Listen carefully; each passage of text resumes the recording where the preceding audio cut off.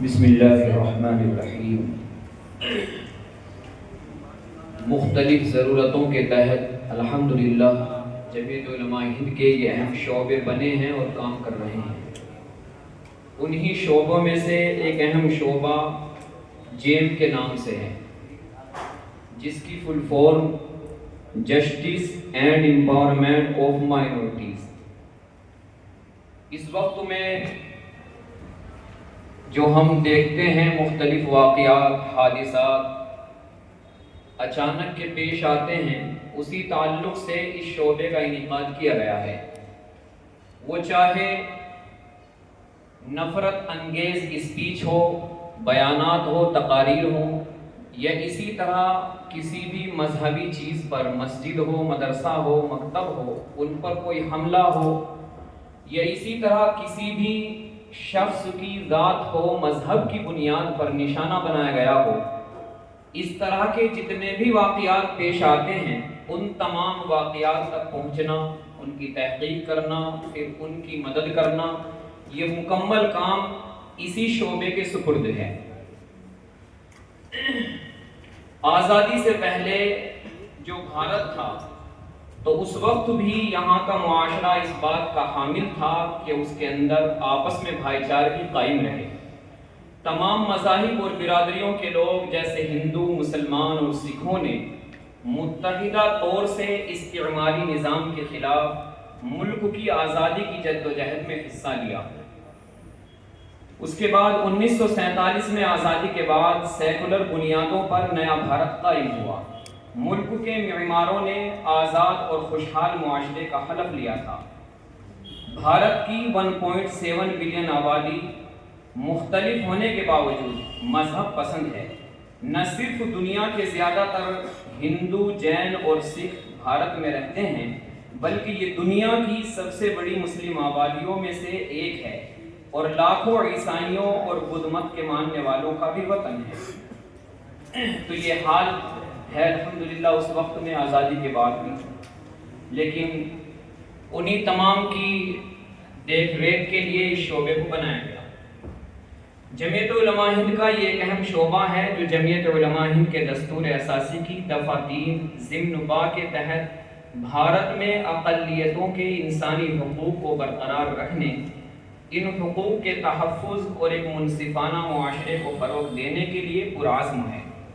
یہ ادارہ سن 2021 میں نفرت پر مبنی جرائم کے بڑھتے ہوئے واقعات کو جمع کرنے، ان کی تحقیق کرنے اور دستاویز کی شکل میں ریکارڈ کرنے کے لیے ایک فورم کے طور پر قائم کیا گیا تھا۔ صاحبان اقتدار کو ملک کے بدلتے ہوئے سماجی تانے بانے سے آگاہ کرنے کی ضرورت کی تکمیل، اس کے علاوہ سرکاروں کو تفرقہ ڈالنے والی قوتوں کے خلاف تعزیری کارروائی کرنے پر آمادہ کرنا، جیم کے قیام کے اہم محرکات میں شامل ہے۔ یعنی فلاں جگہ یہ حادثہ پیش آیا، اب اس کو کیسے روکا جائے، اس میں کیسے انصاف پسند طریقے سے ان کے درمیان میں جو ہے انصاف کیا جائے، تو حکومت کو تاکہ اس طرف متوجہ کیا جا سکے۔ نفرت پر مبنی جرائم کے معاملات کے بارے میں بیداری پیدا کرنے کے لیے جیم مرکزی وزیر داخلہ کے علاوہ مختلف ریاستوں کے وزرائے اعلیٰ، مقامی انتظامیہ اور پولیس حکام کو مستند معلومات کی بنیاد پر صورت واقعہ کی طرف توجہ دلاتا ہے۔ اس کے علاوہ جیم نفرت پر مبنی جرائم کے متاثرین کو طبی، قانونی، مالی اور نفسیاتی امداد فراہم کرنے کے لیے بھی متعہد ہے۔ ملکی و بین الاقوامی حقوق انسانی کے اداروں کو موجودہ صورتحال سے باخبر کرنے کے لیے خصوصی شمارے بھی شائع کیے جاتے ہیں۔ اب یہ بہت اہم بات ہے کہ اس شعبے کے تحت جو شخص جو ہے نعوذ باللہ جو اس فساد میں پھنس گیا، یا کوئی واقعہ اور حادثہ اس کے ساتھ پیش آ گیا، تو اس شعبے کا اہم مقصد یہ ہے کہ سب سے پہلے اس کو مدد پہنچائی جائے۔ طبی مدد کی ضرورت ہے تو طبی مدد، ہاسپٹل میں اس کو داخل کیا جائے۔ اسی طرح سے قانونی مدد کی ضرورت ہے تو پھر اس کا کیس لڑا جائے، اور الحمدللہ جمعیت علماء ہند اس کام کو بڑی جد و جہد کے ساتھ کر رہی ہے۔ ہم سب جان رہے ہیں کہ کتنے لوگوں کے مسائل اور جو ہے معاملات کورٹ میں ہیں اور ان کے قانونی اعتبار سے جمعیت ہی ان کے کیس لڑ رہی ہے۔ اسی طرح نفسیاتی امداد فراہم کرنا بھی اسی شعبے کے تحت ہے، اور ایسے ہی باہر جو دوسرے حضرات ہیں ان تک بھی اس بات کو پہنچانے کے لیے ہمارے ملک سے باہر بھی ایک رسالے بھی شائع کیے جاتے ہیں، اور موجودہ صورتحال سے باخبر کرنے کے لیے خصوصی شمارے بھی شائع ہوتے ہیں۔ مقصد 1919 سے جمعیت علماء ہند ہندوستانی مسلمانوں کے حقوق اور مفادات کی حفاظت کرتی آ رہی ہے۔ اس کا مقصد اقلیتوں کے مساوی حقوق، انصاف اور امن کو فروغ دینے کے لیے منصوبہ بندی اور حکمت عملی تیار کرنا، پسماندگی اور ظلم و ستم کا انسداد تاکہ کوئی کسی پر زیادتی نہ کرے۔ ویژن مقصد انسانی حقوق کا تحفظ اور اقلیتوں کے خلاف نفرت انگیزی اور اسلامی فوبیا پر قدغن لگانا ہے۔